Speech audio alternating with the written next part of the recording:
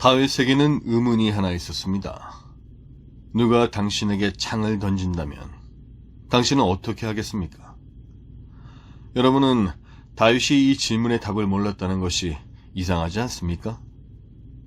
이 세상의 모든 사람들은 창이 그들에게 던져질 때 어떻게 해야 하는지 알고 있죠. 당연히 그 창을 집어 곧장 되돌려 던지지 않겠습니까? 다윗, 누가 당신에게 창을 던진다면 당장 벽에서 그 창을 빼내어 되돌려 던지세요. 모든 사람들이 틀림없이 그렇게 할 겁니다. 그리고 창이 되돌려 던지는 이 작은 공적을 통해 당신은 여러 가지를 증명할 수 있을 것입니다. 당신은 용맹스럽습니다. 당신은 정의의 편입니다.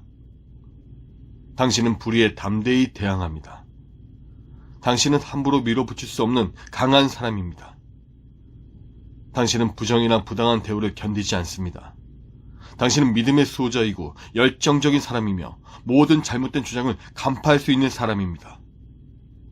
당신이야말로 완벽한 사람이죠.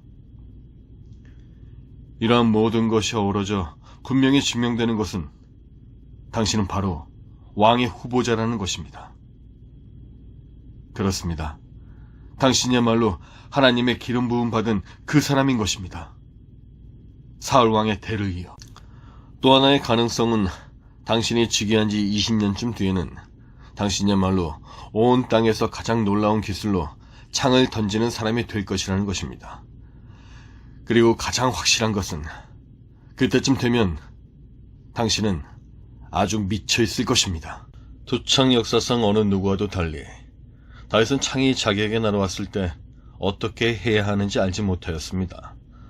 그는 사울의 창을 되돌려 던지지 않았습니다. 그렇다고 자신의 창을 만들어 던지지도 않았습니다. 다윗에게는 뭔가 다른 것이 있었습니다. 그가 한 것이라고는 재빨리 몸을 피한 것뿐이었습니다. 어떤 사람이 특별히 젊은 청년으로서 왕이 자신을 관역으로 삼았다면 어떻게 할까요? 또 그 청년이 보복하지 않기로 결정했다면 어떻게 해야 할까요? 제일 먼저 그는 창을 보지 못하는 척 해야 할 것입니다. 비록 그 창이 자신을 향해 곧장 날아오고 있을 때라도 말이죠. 그리고는 아주 재빨리 몸을 피하는 법을 배워야 합니다. 마지막으로 그는 전혀 아무 일도 일어나지 않은 채 해야 합니다.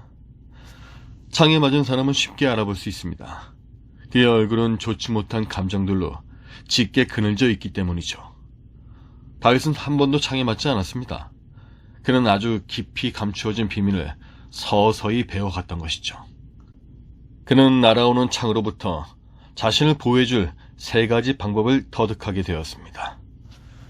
첫째, 인기 있고 쉽게 배울 수 있는 창 던지기 기술을 전혀 배우지 않는 것입니다. 둘째, 창 던지는 사람들과 함께 있지 않도록 하는 것입니다. 셋째, 입을 꼭 다무는 것입니다. 이렇게 할 때 그 창이 당신의 심장을 꿰뚫고 지나간다 하더라도 결코 당신을 건드리지 못할 것입니다.